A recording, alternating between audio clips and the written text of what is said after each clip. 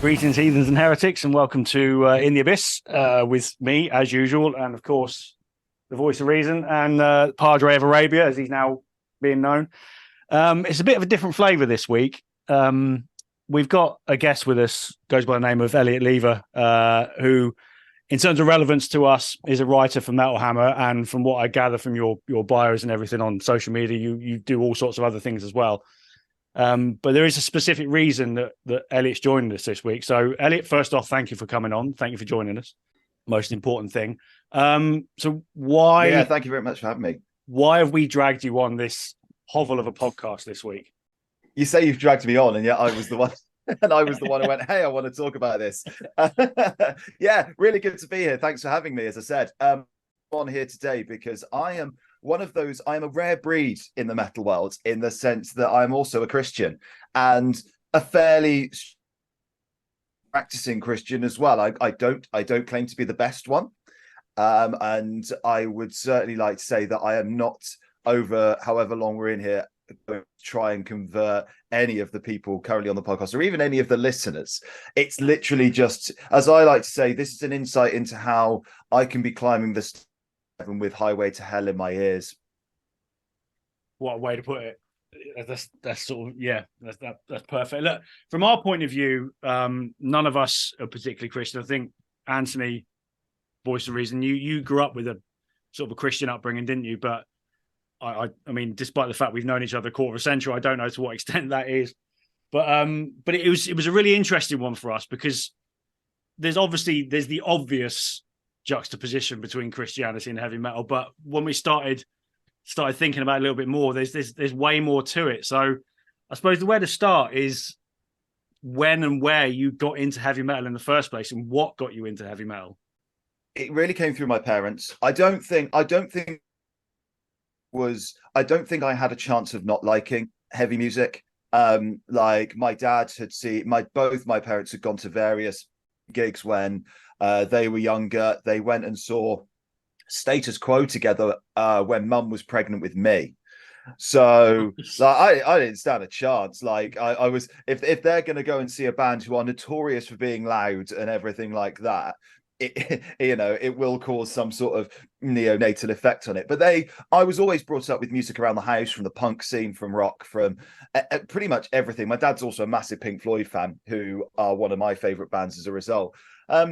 It wasn't until I was like 11, and my dad had this CD, and it was called The Greatest Heavy Metal Album in the World Ever. Oh yeah, I think we've all had those somewhere along the lines, yeah. And it opens with Queen's "We Will Rock You," so strong start. But it did start to introduce me to bands like Sabbath and Priest and Maiden and Megadeth and bands like that, and I was kind of going, yeah, this is all right. And then raiding my dad's CD another day, I just picked this album off the shelf. And I was like, "Oh, I've heard of this band before. They were on that CD. I'm going to give it a listen." I stuck it in my stereo and I sat back in my inflatable armchair. And it was Iron Maiden's Fear of the Dark. And Be Quick or Be Dead blew my 11-year-old mind. And that was kind of it. It was a case of, well, this is what I want to follow. And it almost like a beautiful thing of coming full circle, I found out many years later that Fear of the Dark was #1 in the album charts over here the week I was born. There you go. Which is just one of the greatest coincidences I think ever.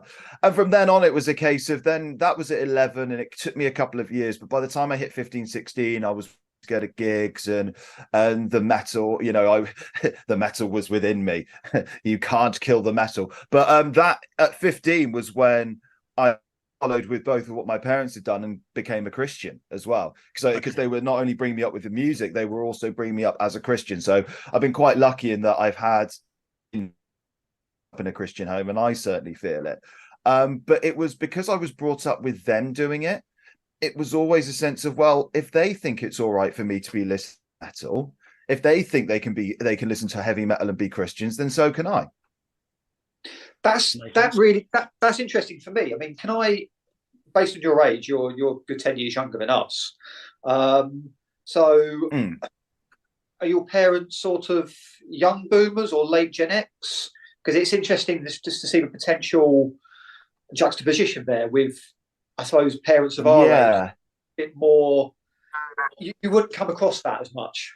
Yeah, I would say I think they're late boomers. They were born in the early 60s, which meant that they were just getting into adulthood. Yeah, it meant they were just getting into adulthood at like the time of the punk explosion at the end of the 70s. But before or then, like they'd gone to concerts. I mean, it's my dad. He shout out to my parents, by the way, who will listen to this at some point, because I'm good. And his dad took him. He went and saw Status Quo on like the first time they would quit, and apparently his ears rang for 2 days after. He saw Phil Lynott outside of Thin Lizzy with Phil Lynott's grandson. Pretty cool. Nice. He saw Dire Straits as well, which I've never forgiven him for. Mum went and like she was in America at one point and saw the Allman Brothers bands and Molly Hatchet. She was going to punk gigs as well, although she said one show, and I can't for the top of my head remember who it was, and she was like, this was my first hardcore punk show. It finished early because the police came in and kicked everybody out. And like they went and saw bands together as well when they were finally a couple. And then the older that I got, after they'd got me into all of my music, after their music, I started getting him into all of mine. So now that I've grown up and, you know, I've got one brother, and now that we've flown the nest, now that we've both flown the nest and everything like that, it's got to the point where we can keep that sort of, they can come and see gigs with us, you know? So I've gone to see bands with my parents all of the time. I've seen my dad a number of times. With the three of us are seeing Hailstorm in a couple of weeks at Wembley Arena. Nice. They came to Download for the first time this year. We've got with Mutation next year. So it's really, really cool about how they were able to bring me up in not only in an environment which I feel was really safe for me, but also that the older that we've got, the more we've been able to connect, not just on a faith front, because they really helped me out with my faith when I'm struggling, because they've seen it all more than I have, but also that we can connect on this music front too. It's like, yeah, it's a really cool dynamic that the three of us share together. I think that in itself, take away the Christian element in your family, the fact that they've got you into metal, and then, you know, you sort of bringing them into the modern generation. I think it's like Anthony said, we're sort of 10-ish years older than you, so that would be harder for us, because if I was to take my parents to Bloodstock now, for instance, my parents are around about 80, so it's you know, that chance is gone. But that in itself is really cool, that you've got that relationship with your parents and you're going to festivals and taking them to gigs. It's amazing. I hope, you know, my daughter in the last few years has recently got into heavy metal. She's 15, and I'm hoping I kind of have that same sort of experience. So that's really cool story. You talked about the fact that your parents were already Christians. Did you ever at any point sort of push back on that? Did you ever think this isn't for me? I don't think it was ever so much a pushback as more of, not so much against. I think when you're all teenagers, you do try and push boundaries. The older that you get and the more that you kind of get your own brain and you develop, you do start to try and break free, you know, what your parents restraints and everything like that. And I don't think it was a case of me trying to break free, actually go over the line, but I was very, very good at seeing how far I could get without actually going over it. I always enjoyed that sort of aspect of it. I think that when I was a lot younger, going to church was a chore. It was something that happened on Sunday morning that meant I couldn't play Championship Manager on the computer. So that was the way it seemed, and there was very much. I do remember instances where I'd be up and I'd be getting ready, and I'd be like, "Oh, church today," and Mum would be like, "No," for whatever reason, and I'd cheer because I'd be like, "Oh, good, I get to, you know, sit on the computer and play imaginary football." But after that, I got to secondary school and I was like, I actually want to learn a bit more about this Jesus bloke, even not on a faith level, even if it was just kind of just as a, because I like learning about other religions anyway. I think it's important that even though I've got my own faith, that I am able to respect with people of other walks of life. So I do like reading up on that sort of stuff anyway. So for me to read about Christianity, even if I'd turned out to be an atheist, I'd kind of want to be in where it's like, yeah, I can see where you believe it, see if we can draw similarities, differences, etc. And then what happened with me, and then, you know, you go through your teenage and you do start to push back a bit, as you were saying. But then when I was 15, I went to a Christian conference festival called Soul Survivor, and that kind of changed my life. I saw what I fully believe to be God moving in people with my own eyes. And I was like, there is absolutely, it was immediate in my mind. I was like, there is no way that what I am seeing is people is being made up.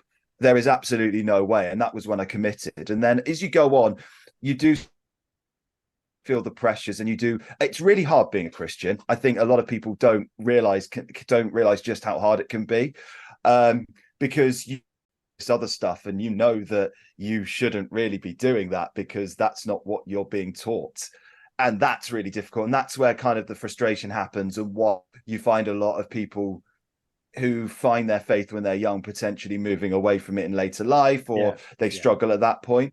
So, and I think that's kind of where I kind of answer your question a bit, is that yes, I did, but I find that the God I believe in has a very funny sense of humor, and he's very good at bringing me back into things, and he's very kind of makes me look up at him and shake my fist like 1950s father style of like door, like shaking fists in the air, or you know, sort of thing. He's got a very funny sense of humor with me, and I think there was also that point where I was like, it got to the point where I was like, you know what, I can push all I want, but he's got my in his hands, and he's going to get me. Even if I go off the rails, he's always going to be there, and he's always going to somehow show himself to me and kind of bring me back round when I not feel ready, like is the wrong word, but he knows that eventually I'll come back round to it. What kind of views do you get on it from people you know, like within your church and things like that, and when they know you're a heavy metal fan? What's the reaction towards that? Do you ever wear a metal shirt in church, for instance? I do now, because so 3 months to Nottingham from Bristol. I'd lived in Bristol for 13 years, and I'd been in what I call the spiritual wilderness, quote unquote, for about a year. That I just wasn't going to church, and I knew that it was important for me as I got up when I moved city to try and reconnect with that. So, and I've walked into a church called Grace Church in Nottingham, where not only have they been totally cool with it, and you know, I've had a lot of chats with the senior pastor there about his love of music as well, and it's not as heavy as mine, but he has sat there and gone, yeah, I like to Bush in the 90s, and I'm like, yeah, I could get behind this. Bush are great. So but also they one of the people up there did a talk, a passage in the Bible on a couple of characters called Jacob and Ezra. And basically the story goes that Jacob disguised himself as his brother Esau, to essentially get his birthright from their dad Isaac, and he pretends to be his brother. And they were basically saying that he had to do this.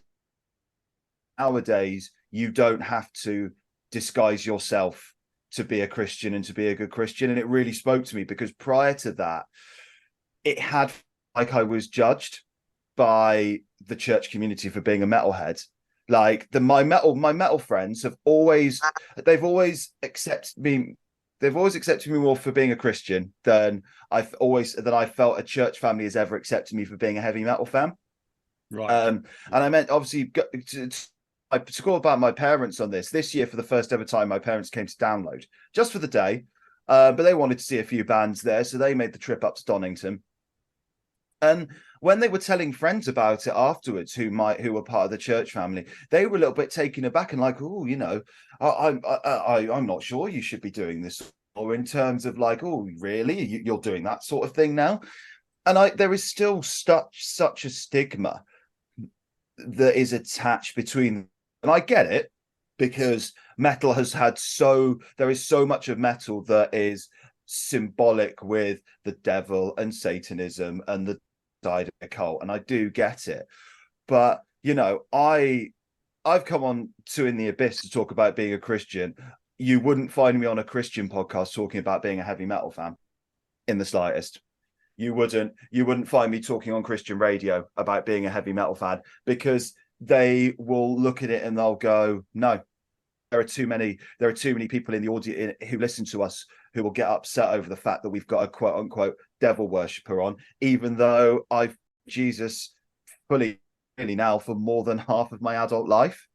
But now that I've got this new chapter, I do feel like the people at my current church, again, I don't think they really too much about what I'm wearing. I've never really had any comments on what I'm wearing. The last time I was in church on Sunday, I was repping a band called Harriet, who I think are one of the greatest young to come out of the British music scene at the moment. And I remember I tweeted about it, and I was like, do you know what? What I love about coming here is that I'm stood here in a long sleeve and nobody is judging me for it. That's good. That's how it should be. And unfortunately, I find maybe this is because I've grown up in a world that is slowly becoming more and more liberal, but I still find that there is a lot of the church that can be quite, even in this country. I know we see it more in America because America is mad, but we do. But I mean, we do still see a lot of conservatism in Christianity. Yeah, but we do see a lot of conservatism still in Christianity, where there are still people who will go, you've got to come to church in Sunday best, and you've got to do it a certain way, and you can't do this, and you can't do that, and you can't do the other. And I mean, but yeah, the way that the Bible teaches us that Jesus conversed with the tax collectors and the prostitutes. He conversed with the people who are on the lowest rung of the ladder.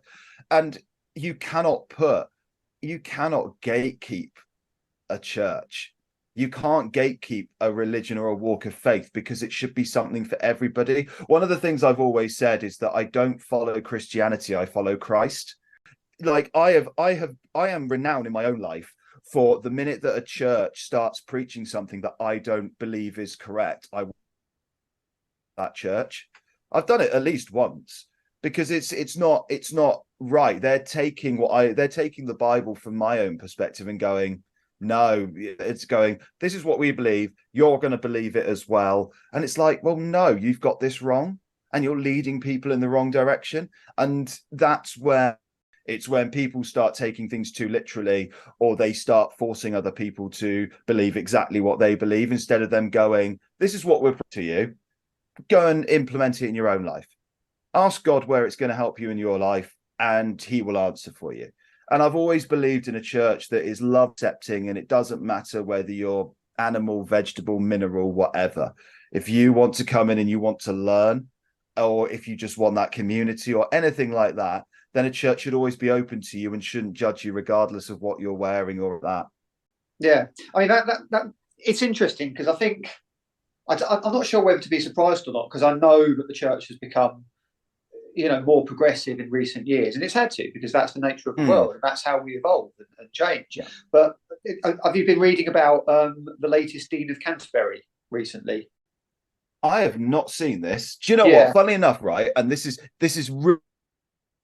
ironic. I do not read a huge amount of Christian news, and I don't know why I don't. It's kind of like a New Year's resolution for me. Go on, you bring it up, because I'll see what I can do with it.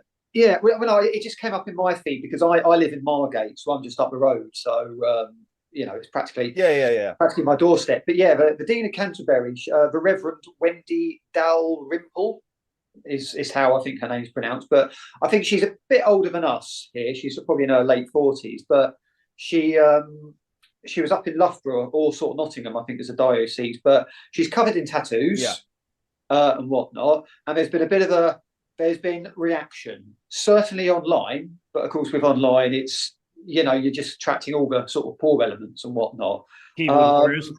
Yeah, but it's generated a few news articles about, sort of a young woman, certainly as far as the older generation are concerned, covered in tattoos, not a proper Christian. Why is she doing this, and etc. And it's just, come on. Her faith cannot be questioned. She's been doing this for most of her adult life. She's experienced, and that's what it should be right now, and fair play to her. And it just sort of caught my eye because I knew this interview was coming up as well. I mean, she'd have a coronary, because I went to university with somebody whose husband is the chaplain of Bath University, or Bath Spa, one of the two. Covered in tattoos, most of them Star Wars related or faith related, and he went on a skateboard. He's essentially a hipster vicar, right? and I say that in an endearing way. If he's listening, is Pope Joy. I've met him, I think, only once, but he was a lovely guy. But he dresses with the pictures they put of him in this on BuzzFeed, which kind of, I guess, dampens the legitimacy, but I digress.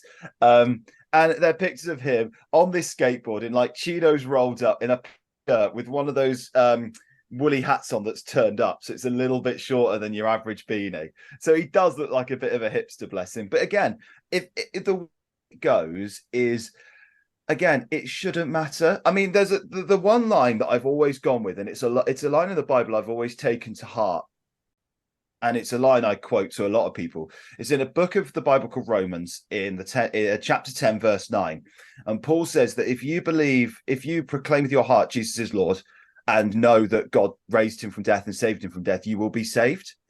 And when you've got that sort of viewpoint on it all, basically that means that there is that part of you that then goes, well, that's the kind of like almost like the get out clause, where you go, if somebody's on their deathbed and they renounce give their life to Christ, they will be saved. But that also, in another context, goes, well, as long as you believe that Christ died for you and you are saved, as long as you believe that Jesus is the Son of God, and as long as you are intending on trying to follow him for the rest of your life, then it doesn't matter what's on the outside. I mean, I know that I'm wearing a Metallica shirt right now. It doesn't stop the fact there's a crucifix necklace that's underneath. No, just because I'm wearing a metal shirt out. You see the crucifix hanging around people's necks within the metal community all the time. So it's not like I mean, the obvious is Ozzy Osbourne. Always wore the cross around his neck, and it's an image that's so symbolic with heavy metal anyway. It almost doesn't make sense that there's almost a divide. And like you say, people are like, oh, well, you're into that kind of thing now. It's that's one of the things I've always struggled with it. I'm not particularly well educated on faith and Christianity, so I might be coming at it from the wrong angle. But that's never sort of, I've never been able to make sense of that. Why there is such a, because a lot of heavy metal, certainly going back 70s and 80s, it's quite tongue in cheek. Certainly, from our point of view, a lot of it is just you can have a giggle at it. It just seems a little bit daft sometimes, and surely that should soften the angle from the heavy metal point of view. As far as how do Christians feel about that? Do they actually take that image seriously, or do you know anybody that can look at that and go, that's just Ronnie James Dio being Ronnie James Dio. It's all a bit of fun. It's pantomime. I think for me, one of the big things, and fun enough, I've spoken to small groups on this. There is absolutely nothing in that says you cannot listen to a certain type of music. Yeah, metal obviously aside, but we're talking all forms of music: pop, hip hop, R&B, rap, whatever. What it say is you should be attempting to, within everyday life, you should be attempting to do stuff that pleases. And that means, the way I look at it is that every single Christian, particularly in the metal scene, every single Christian is going to have their own boundaries on this sort of thing of what they believe is right and what they believe is not to listen to. So for me personally, I understand that a Sevenfold's bassist is called Johnny Christ because it's a stage name. I know people that will not listen to Avenged Sevenfold because he's called Johnny's Christ, and that's their own take on it. Yeah. People who understand that the title track from Iron Maiden's The Number of the Beast is about a nightmare Steve Harris had. Some people won't listen to it if they're Christian because it's 6/6 in it and it talks about that sort of side of things. For me personally, there's obviously a huge amount of extreme black metal I won't listen to. my number one draft pick being Marduk, who have often tried to say they're the most blasphemous band on the planet. And I'm like, yeah, probably not for me. But I'm not afraid to kind of stop listening to bands if they go against it. The biggest example recently is Twin Temple, right? Oh, right. Now, yeah. I have to look into this. I freely admit I have to look into this a bit further myself because I haven't yet. But they did an interview where they said that they were Satanists, and all of a sudden I went, "Oh, I don't feel comfortable listening to them now. That's a shame. I really liked what they were doing." It was Amy Winehouse, basically. It's Amy Winehouse by Typo Negative. It's amazing. And I was like, I don't feel comfortable listening to this now because I'm a Christian, and it goes against that. Although I'm freely aware it's a weird one with that, because I know you can't have God without the devil and vice versa. Exactly. So there's more I've got to look into. Everybody within that sort of thing picks their own boundaries with it. And as long as you respect it and you don't push it, because a lot of people, particularly in my metal friends, are like, we love Christian, we don't mind that. We don't, and they'll say, just don't force it down our throats. And I'm like, yeah, that's fine. I will talk about it. And if you want, I'll have questions from a Christian perspective, then hi, my inbox is always open. But I'm not going to force you to become one. It's a personal decision and a personal commitment to every one of us. What are you get? You can't force it down someone. You can only teach them and tell them about it. And if they decide, yes, we're going to do it, then great. Oh, hey, it is what it is. That's the way of the world. But yeah, I'll listen to certain things that other Christians won't. I'm sure that other Christian heavy metal fans will listen to stuff that I won't. It's all about your own personal journey and what you personally feel comfortable with, and whether you always have to ask that sort of thing of, am I honoring God with this? Or is my faith strong enough that I can listen to it and know it's not going to affect me as a Christian? Which is another thing that I look at quite a lot. It's kind of my own view of separating the art from the artist. Yeah, that's a way of putting it.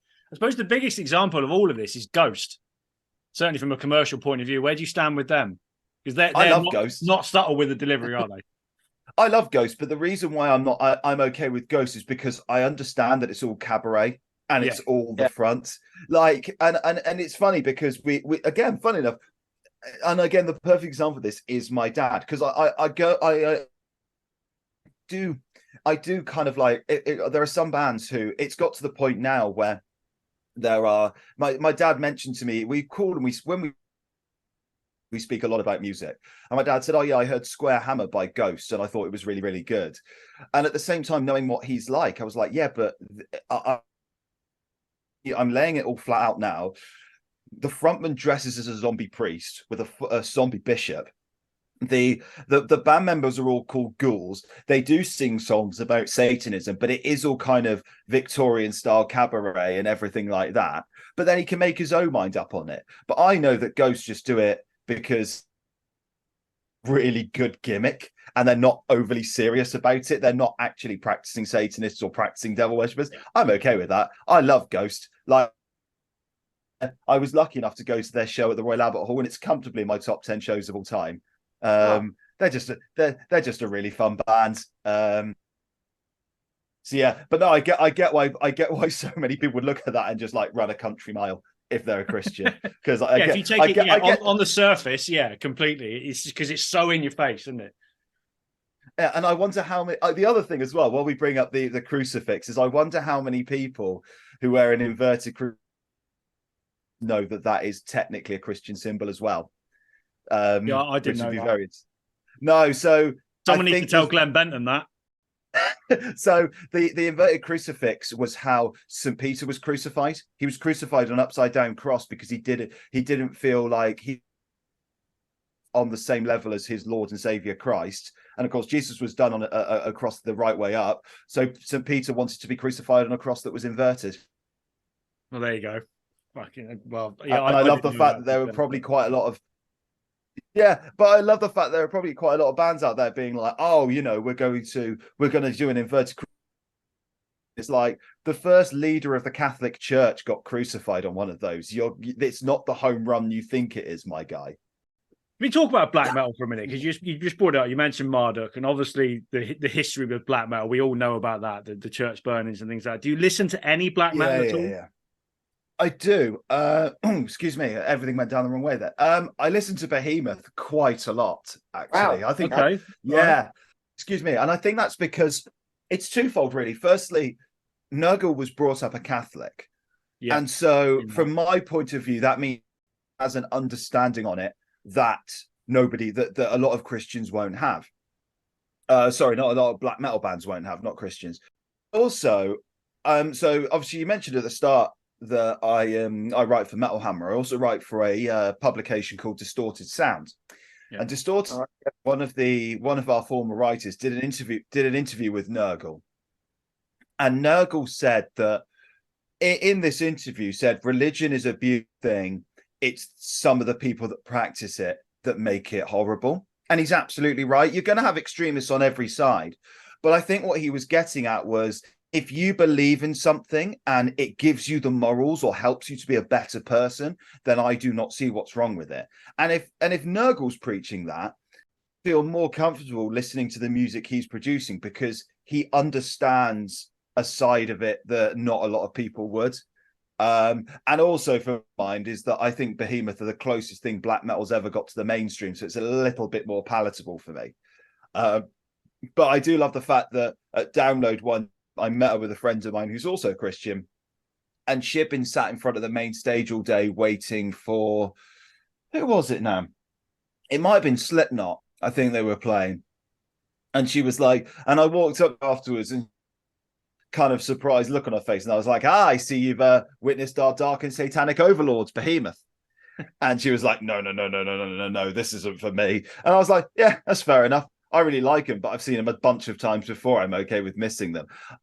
Black metal otherwise, I mean, I listened to a bit of Immortal. Immortal got me into black metal in the first place. Kind of classic stuff. I did get to see Emperor doing the Nightside Eclipse in full as well a number of years ago, and that was such Hellfest. It was such a cool show. I guess again, it's a situation where, like, if I find a black metal band, or I try to separate my music taste from my faith, unless it's blindingly obvious that I shouldn't be listening to it, like case in point Marduk. But with black metal, it is more of a case of, for me, of being like, are they one of those bands? And when I say are they one of those bands, I mean more, are they far right? Yeah. They anti-Christian. Yeah, that is more my concern. Yeah, always. It's I genuinely have less of a concern over whether they are actual Satan devil worshippers than whether they are actual racists. Yeah. Which may say a lot about me, it may not, who knows. But black is one of those things where I will listen to certain things, but I won't listen to it all. Because there is quite a lot of it that contravenes with my faith, and then you kind of go, no, I shouldn't be listening to this sort of stuff. I mean, to be fair, Bob, I mean, a lot of black metal, it's not, I suppose, strictly speaking, satanic in a biblical sense. It's more pagan. Yeah. So it's just and I mean, like, we can't really denounce the pagans when we went, hey, we're going to steal your holidays for when our Savior was born and when he rose from the dead. Like, I think like it's one of those things where I have to sit there and go, yeah. I think it's well known that it was born at some point in the summer than Christmas, and then the early Christians just went, no, hey, what are the pagans doing? And they say, oh, celebrating the coming of of something or other on December 25th. Cool. Do you want to take that as our date for Jesus' birth? Yeah, cool. That's lunch. Like, it's an interesting thing, because it's kind of like, well, yeah. So yeah, it is more of a pagan thing. You're right. And again, I'm quite open to that thing, because on that sort of like pagan front, one of my favorite bands at the minute are High Lung, and I love Wardruna as well, because they've just got a sound I've never heard before. All of that, like whenever I saw High Lung at Arctangent this year just gone, and just when they opened their curtains and it was just all foliage on stage, I was like, I am no longer on a farm in Bristol. I am currently in a wooded clearing in Middle Earth somewhere. Like I am in a place where they set the atmosphere well. There is a lovely irony in the fact that even though I do believe that Christianity is the one true faith and the God I believe in is the one true God and Jesus is the son of said God, that we take a lot of stuff from other religions and try and pass it off on our own. Case in point, Christmas coming up. There's currently a bit of a resurgence with occultish and pagan heavy metal. Obviously, it's a lot more on the underground, but it is quite popular at the moment. There's a lot of it around, and it's like I say, my first thoughts about Twin Temple was more occult until I realised that the imagery is a lot more sort of Satan worshipping and things like that. Mm-hmm. But the occult seems to be quite popular. If you go into bars in London, bars like Helgi's in London, it's all adorned in occult stuff, and there's all that sort of stuff going on. It's almost like we're moving away from direct Satanist imagery that you had in the 70s and 80s, and it's something different now. But more my point is the 90s was a shift in heavy metal in terms of imagery and album artwork and lyrical content and things like that. And you started to see more of a Christian element coming through into music. The Christian metal band started to become more of a thing. Do you think that's got a lot to do with how a Christian can be a bit more accepting about heavy metal now because it is a little less in your face? I think so. I mean, again, the second big irony than me listening to, other than me not reading a huge amount of Christian news, is actually I don't listen to a huge amount of Christian metal. And the reason why is because I found that a lot of metal is either not gritty enough for my own taste, or it is too overtly cheesy. But I think the big point that we all look at, and the OGs of Christian metal are Striper, who are as silly. They are as silly as they get. And there is a story that they opened for Anthrax on they were like the token local band opening on Anthrax US tour, and the story goes that they were throwing Bibles out into the audience and having them thrown back, ripped and shredded into a million pieces. But I think that and then they went platinum with an album called To Hell with the Devil in 1986. And I think then you had a moment where people went, oh, I think that was the kind of to pardon the biblical pun, the genesis of when people just kind of went, okay, we can do this. And we can, and this is actually an acceptable thing, and I think that's definitely kind of, I think that was definitely the people when, this can be done, and then of course you're right in saying that the 90s kind of opened it all out a little bit more, and even today there are a couple of bands this year who are Christian metal bands or Christian heavy rock bands certainly who have released albums that have got really close to my top 20. Because they are so good in what they do, and I think that it's just great that there is still a scene about it. Although what's really funny is there apparently a branch of Christian black metal called white metal. At which point you kind of go, "That's not the right name for that." Yeah, that's not good. No, that's not the right approach to that at all. I tell you what, go on. So I can ask what bands they were, because I suspect we share a common ground there. With what? The bands that are recent this year, yeah. So the first band are called Witch Hazel. Yeah, that's the first thing we thought you'd say. Yeah, we're a huge fan of that album. It's brilliant. I've got Sacrament. Have you seen? So just on the side, and I'll mention this. I think in a couple of weeks, it might even be this week. They're opening for Green Lung. They're playing for Green Lung. Yeah. But they've, and you might not have seen this. They've Green Lung have commissioned a poster for the event, which is a Heaven versus Hell poster. Nice. So at the top of the thing, they've got Satan as Baphomet figure, as the horned being with his own cronies, and then at the bottom they've got Christ directly opposite with angels in Green Lung's own heathen army style. It looks incredible. That should go on a t-shirt. But Witch Hazel is certainly one. And the other one, who I've only just got into recently, are a band called Theocracy. Not familiar with them. And Theocracy,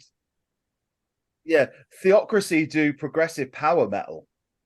Oh God. And they really and you're hiding your face now.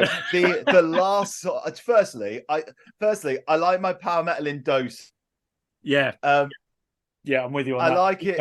I can like it doses, but the last song on their new album is it's called The Red Sea. It's about the events of the Book of Exodus, with like Moses saying I want to leave, and the 10 plagues crossing, and the Red Sea parting and everything. It's nearly 20 minutes long. Oh yeah, it's called Red Sea. Yeah, I'm seeing it. My God. Yeah. All right. I'm gonna have to listen to that. Let's get him a car stereo treatment. Yeah, that's the commute to work tomorrow morning. It's a fun album, actually. And again, I've got a friend of mine, and I'm going to shout the band out as well and name drop them because they're a brilliant band. They're a band called Moon Reaper from Bristol. They won. Yeah, I know Moon Reaper. Yeah, caught a little bit of my bloodstock actually. Yeah, exactly. Yeah. So, and their bassist, Aidan, he is a very knowledgeable guy on metal, very, very intelligent, and he used to do like choir singing in a church and everything. So he has an understanding of faith that is from mine, because he's not a practicing Christian, but he's got an element to it. And I love talking to him about it. And he was the one who brought me onto Theocracy. And I just remember listening to this record going, it's really good. Like, and I'm not, as I've said, power metal can be too much for me. Like, I can deal with Sabaton, because Sabaton you get a free lesson with every song, and that's cool. But you won't like I have an issue sometimes listening to a huge amount of Blind Guardian or Dragon Force before ZP was fired, because then they realized that not every song had to be 9 minutes long. So yeah, Dragon. Like, When power metal hits, when it hits right, it can be just brilliant. It can be amazing. You know, the first Dream Evil album is one of my favorite metal albums, and that is just pure power metal cheese, but it's so good. So it can we also hit the right spot. Yeah. We also remember their albums Walls of Jericho, which is a direct Christian reference to the Bible. Yeah. So by the way, while we're on that subject, I think that if you're going to have that many trumpets blaring at the same time to bring down a wall, then it's going to be heavy enough. So I quite want to say that a number of trumpets at the same time is metal. So I kind of go, there's metal in the Bible. And and you know what? They're probably, to be fair, probably people will translate it differently, but it's quite fun to try and say that to Christians and see them get a little bit confused about it. A few years ago, gotta have a sense. Dave Mustaine, who's very much a Christian these days, he refused to share a stage with Rotting Christ. I believe it was at a festival. It may have actually even been in Greece, I think. But what do you think about that? I mean, from a professional point of view, do you think should he be swallowing that? And look, I'm a professional. I've got to do my job. I've got to perform. Or is he right to say that? What do you think? I think he should have been swallowing his pride on it. And two, there is one big example of this, and that is Tom Araya. Yeah, Christian, of Slayer, who was a Christian, pretty sure he still has a faith in some form, who turned around in an interview once and said, because Kerry King is almost like atheist. He is on record saying that religion is a crutch for people to lean on who are too weak to go it alone in life, which, fair enough. But one of the things that Tom came out in this interview and said, one of the things he said was, when Kerry writes a song and gives it to me, I'm not about to say to him, I don't want this song or sing this song because it's against my religion. He says, I want to sing this song because it's going to piss a lot of people off. Yeah. And I think that I really feel that Dave should have like just swallowed it all and gone, yeah, Rotten Christ can support us, and that's the way it goes. The other thing I will say, and for any Christians who might be listening to this, I'm going to say that this is not always the case, but you do find that people who are born again, as the saying goes, do tend to be a little bit more leaning towards the fundamentalist side. Yeah, those who are brought up as a family.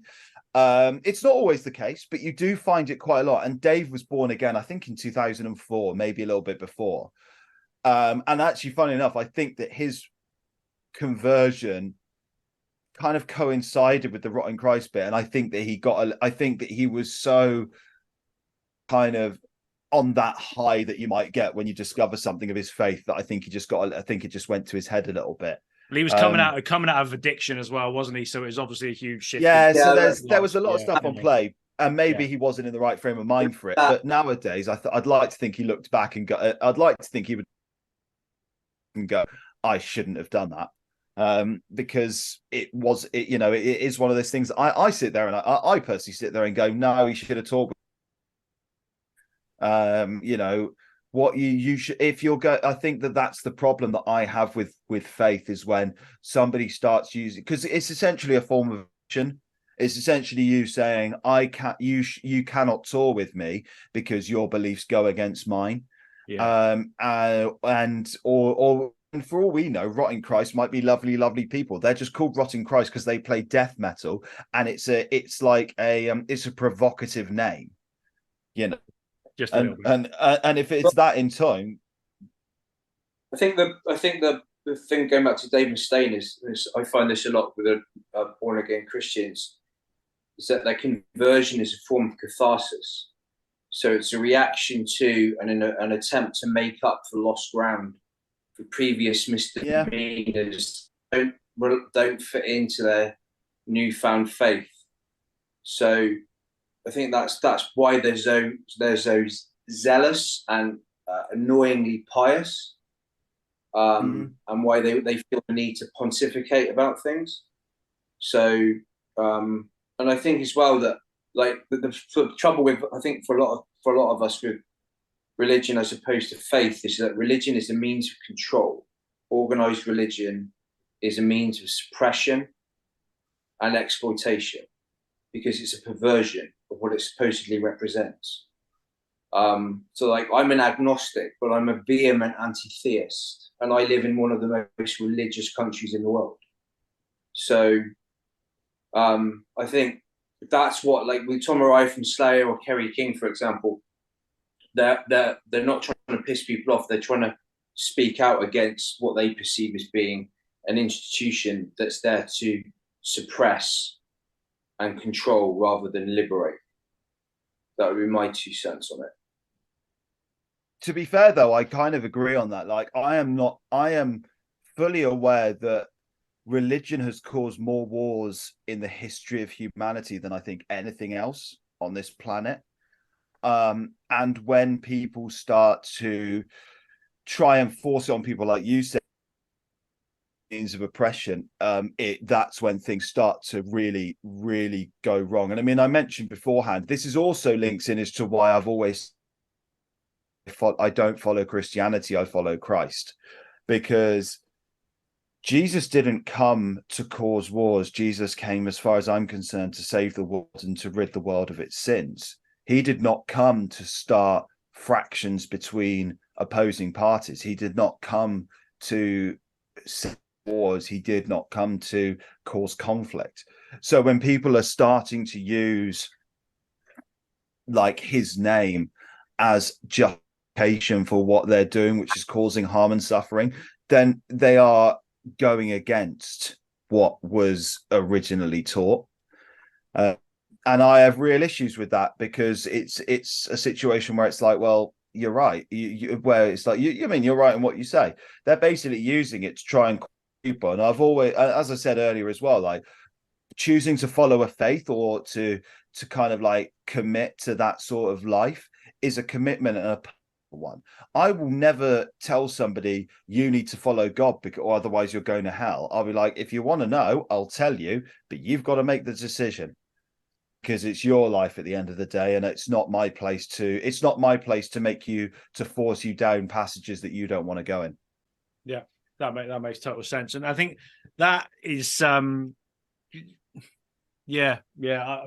don't really know how to respond to that, to be fair, but it makes total sense. It makes total sense. It's how everything's about choice, isn't it? That's the trouble. It's how it should be. But we hear so much about, how Christianity is treated in parts of America, and also parts of Russia, for example. And it is. I don't like the word perversion, but it takes it to an extreme. But extremities happen in every religion, and that's the thing. Yeah. The fact is, most people of any faith are not like that.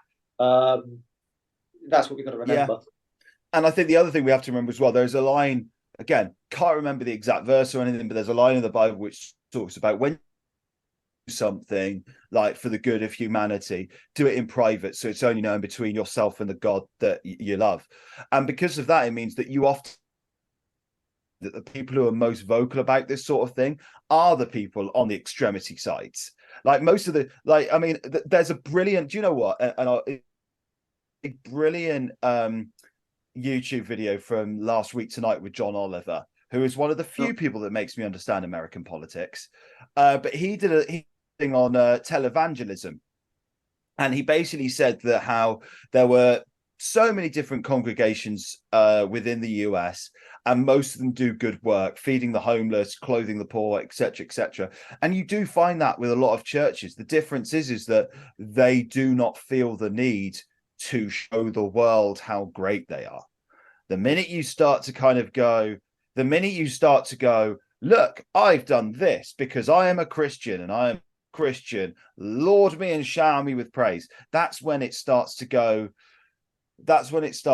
get pear-shaped. And I find that a lot of the people who speak about this sort of thing are the people who are on the fringes of what Christianity should be. And if you're starting to do that, then you're in the wrong place, Chief. You need to have a rethink. One thing I want to round this off on, really, we'll round it off on a sort of a more light-hearted angle. The parody element and the piss taking from heavy metal and at festivals. There's always someone walking around a metal festival dressed as Jesus, and he'll be standing next to someone wearing that Cradle of Filth t-shirt. And as that image, you know what, right? If we just go, that image of that being done at Bloodstock is one of my favorite pictures on the exactly. It's almost like it seems to happen every year. But how do you feel about that then as a Christian then? I mean, for a start, that t-shirt is one of the most provocative there is. Not just what's on the back, but what's on the front as well. How do you feel about that? That's true. They obviously did it to shock. I get that, but Yeah, and that's where I take it. I knew that they did it for shock. As part of my journalism career, I've actually interviewed Danny Filth, and he was a really nice guy. Oh yeah, completely. Like faith didn't come up, but it was. I think as well, the older that I get with that t-shirt, the more I sit there and go, if you wear that, you're trying to be edgy. You're not wearing it. If you're wearing it unironically, then you're an idiot. I think a lot of people understand that t-shirt was done for shock value. And fun enough, Marduk did their own version of it. I can't remember what was said on it, but I know they did their own version of it as well, which was even funnier. But there is a element. I think for me, it's a case of, again, like I've mentioned before, kind of like the separating art from the artist. I know I have my faith. If I wasn't able to take half a step back and have a smile and a laugh about it and know, I'm a Christian and a metalhead, that's a bit of an oxymoron. I mean, the one story I always go to is I remember I went and saw Slipknot in Cardiff one night. It was about 8 years ago now. And they finished their set with Surfacing, so I'm there as the song does, with both middle fingers in the air and like screaming obscenities and everything like that. 12 hours later, I was in church with my hands in the air, praising how Jesus saved me from death. Like, I am aware that it is a hilarious situation to be in.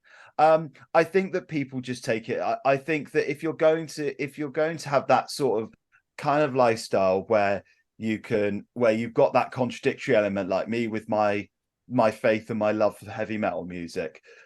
If you don't take it lightly, and if you take it too seriously, then that's when the issue is. If somebody, like, the one thing that I will always say is this: let's say, for example, I'm standing next to a guy with that Cradle of Filth t-shirt on, and we're watching a band at Bloodstock, for example. It doesn't matter. A pair of us are both there to see that band, and that's what connects us. Yeah. Screw whatever else is going on. Yeah. I want to headbang with this guy because we're both loving the same band. You know, there's no like, and yes, I'm always open to talking it. I know that in a Christian world, we talk about being called to do stuff. And some people are called to evangelize and talk about the word. And they're the people you see on the streets with the microphones and everything like that. What I feel I've been called to do is go into areas like, funny enough, like community, and go, hey, you've got a premonition about Christianity because of A, B, or C. I'm here to show you that A, it's not like that, and B, we aren't as bad as you think we are.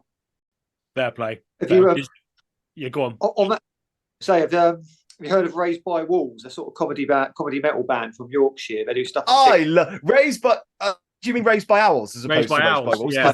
I knew exactly what you were bringing up. So for those of you, so for those of you who cannot see this because it's an audio podcast, Raised by Owls are more of a parody comedy metal band who did a t-shirt which on the back says Jesus probably isn't that bad, which is hilarious and really funny. I think what also a lot of people forget is that Jesus, there is enough historical evidence to say that Jesus existed as a human. What's disputed is that what's disputed is whether he was the son of God or not. But that's where faith comes into it. Like, if you could actually prove that a God exists, kind of like the faith element to it is so important in that. You remove that, it's kind of a case of, oh. But again, on that front, I've always said to myself, leave this world believing in a God and finding out there wasn't one, than leaving this world not believing in a God and finding out there was.